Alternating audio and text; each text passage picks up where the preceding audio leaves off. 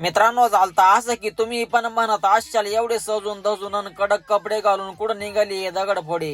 अरे थांबा ना, गाडीचं फाळकत लावू द्या, लय दिसते बाबा ये येडे. पिकअप मध्ये माग बसून जायचं आणि खड्डे आले का 2 फूट वर उडायचं. कारण म्हणजे तिकडं रस्त्याला हाय बर का पोरो खूप मोठे मोठे चढे. आम्हाला गाडी मध्ये माग बसायची कधी सवयच नाही, त्याच्यामुळे आम्ही गाडी कशी चालत ते पाहत होतो पुढे.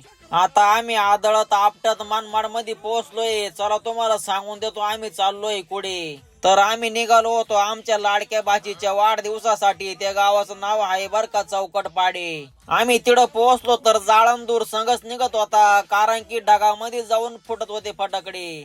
चला म्हणलं आता लवकर पाहुण्याला जाऊन भेटावं लागल म्हणलं, नाही तर वाढदिवस होऊन जाईल तिकडे. हॅपी बर्थडे विहा एकदम जबरदस्त रांगोळी काढली होती इकडे. आणि मग काय बर्थडे गर्ल पण आली होती एकदम मस्त पैकी सजून. पाना कशी राहिली ती एकदम लाजून.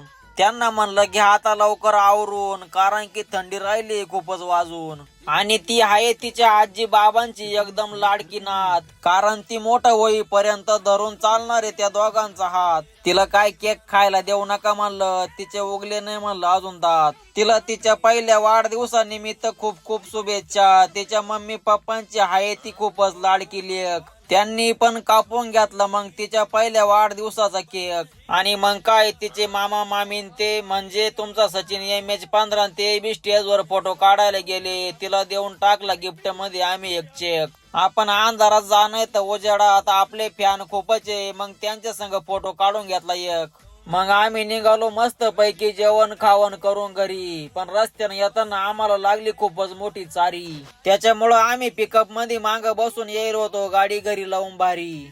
काचा आणि पडदे एकदम पॅक करून घेतले होते, कारण की थंडी लय होती बर का दारी. आमचं कोतड पण घरी येवस्तोर काय झोपेल नव्हतं. ते म्हणत होतं मला आणली की नाही म्हणे तुम्ही गुलाबजामुन आणि एखादी पुरी. त्याला हाड म्हणून काय ऐकत नव्हता तो, डायरेक्ट डोके इतकी वर उडी मारी. त्याने जवळ जवळ अर्धा तास धरलं होतं मला दारी. चला धन्यवाद.